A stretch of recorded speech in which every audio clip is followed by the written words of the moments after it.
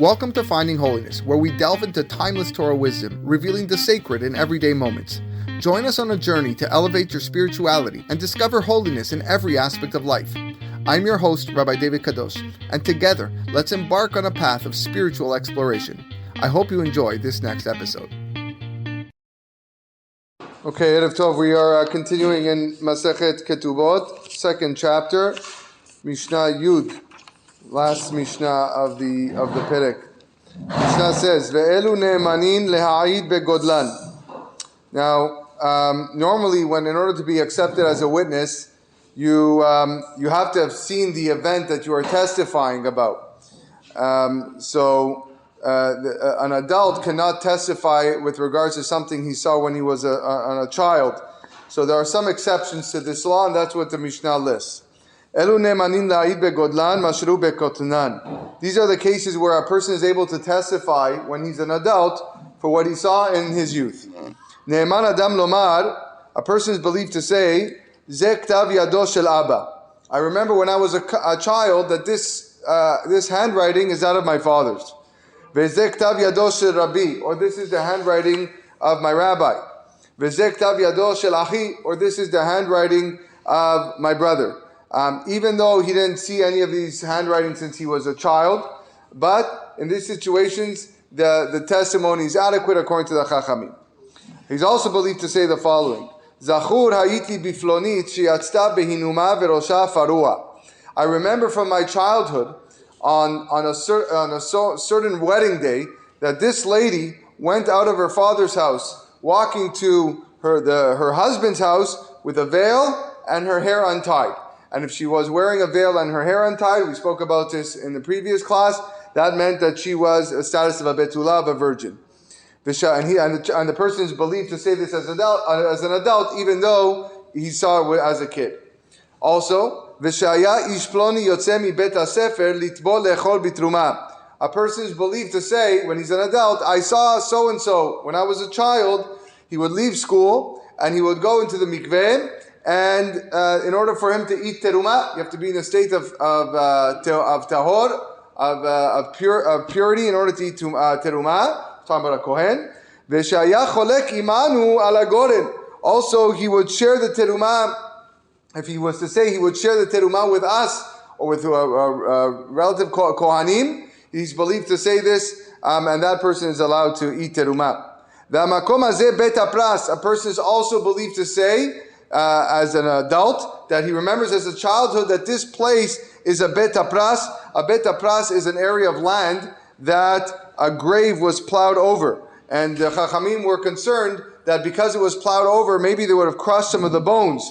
So anyone that goes within 100 amot of a bet apras is considered tameh. So if an adult says, I remember as a child that this field was a bet apras, the testimony is acceptable.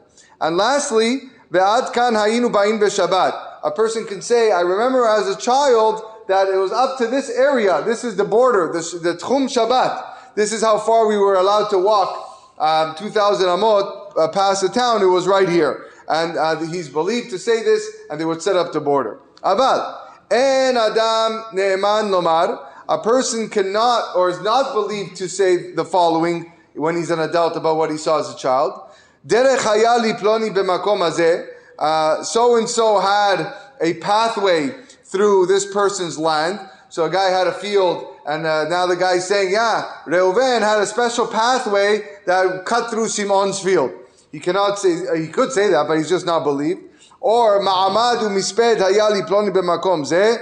This was a certain spot in Shimon's land where people would stop to eulogize the dead and give a proper comfort. Okay, these statements involve transfer of ownership. By saying that this area, or this field had a special pathway, you're taking away some of the land of the guy who owns the field. In that situation, a guy is not allowed to say this when he was an adult, claiming that he remembered as a child. Okay, good. Mishnah Aleph Perek Gimel, new Perek. So, the Torah tells us that if a man violated a unmarried na'ara, a virgin na'ara, then he has to pay a fine of 50 shekel. He he has to pay a fine of 50 silver shekalim. That's what the Torah says. Now, we're gonna list a whole bunch of cases in this Mishnah that you might think that the person would be exempt from paying that fine, but the Mishnah is here to tell you it's not true. A person is still obligated to pay the fine. Elu ne'arot sheyesh lahen knas. These are the ne'arot, the girls that have a right to the fine if they were violated.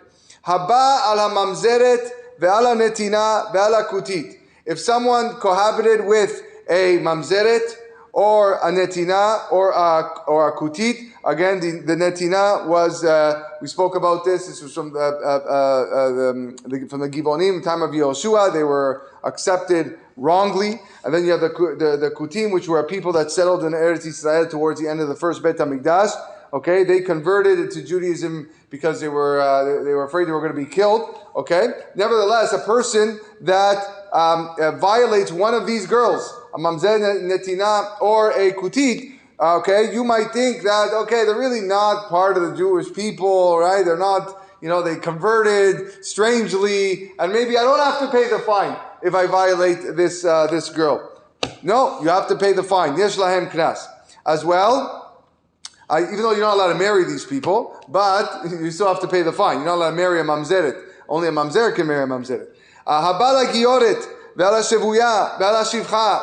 If sheniftu v'shinkayru v'shishtachreru pechutot mi benot shalosh shanim yom echad. If someone lived with a na'ara who's a convert, or was a ransomed captive, or a free Canaanite maidservant who was ransomed, converted, or freed under the age of 3, he has to pay the fine despite her background because she's still considered to be a betula, virgin.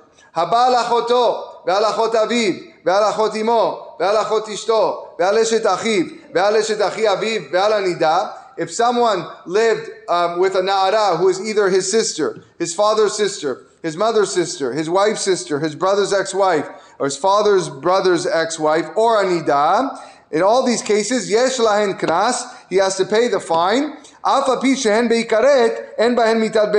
Because although they're forbidden to him under the midah of karet, they are not forbidden to him under the execution of betin, right? If the girl that he lives with is punishable by execution of the bedin, in that case, the rule is kimle de midraba mine. If you're already going to be chayav mita, you don't have to pay a monetary fine because you're going to die anyways. That's generally the rule. But these girls are chayav, by living with them you're chayav karet, you're not chayav mitat bedin. So chayav karet, you still have to pay the fine of 50 shekel. Let's do one more mishnah. Ve'elu she'en lahen knas. These following girls do not have the right to the fine. Habala gioret ala shevuya v'ala shivcha sheniftu v'shinkayru v'shishtachreru yeterot benot shalosh shanim v'yom echad. If one lived with a nara who's a convert, a captive, a freed maidservant who had been ransomed, converted, or freed, if they're over 3 years in one day, in that situation, he does not pay the fine. Why? Because it's assumed that these girls are not virgins, they're not betulot. Rabbi Yehuda says, Shefuya shenifdet harihi b'ktushata af api shegdola. A captured woman who was ransomed is presumed to have remained in her state of tehora, okay, meaning she was not violated by the people that kidnapped her, okay, and therefore we can assume she's still a virgin and you would have to pay the fine. Haba al bito, someone who cohabited with a nara who's his daughter. Al bat bito, or his daughter's daughter. Al bat beno, or his son's daughter. Al bat ishto, the wife's daughter. Al bat benam, or his wife's son's daughter. Or al bat bita, or his wife's daughter's daughter. En lahem knas. In these situations, you do not give a knas to the girl. Because a person that lives with these girls are chayav mita shemitato bidei bedin. He's subject to execution from the bedin. V'kol hamitchayev benafsho eno meshalem mamon. The rule is, like we said, anyone who is liable with his life does not pay money. Shnei emar, as the pasuk says, with regards to if men are fighting and they collide with a pregnant woman and she miscarries. The pasuk says, "Ano velo yeh ason ano she'anesh" in Parashat Mishpatim. The pasuk says that there is no fatality, meaning neither of the men were killed. he shall surely be punished. Meaning the man that caused the miscarriage has to pay the value of the fetus only because there was no fatality among the men. But if there was a fatality, if someone did die, okay, meaning one of the men killed another guy and then the fetus was also killed, then he does not pay the value of the fetus because he's already chayav mitah for killing another person. And therefore, and that's the general rule. If you're chayav mitah for the action that you did, there is no monetary fine involved with it.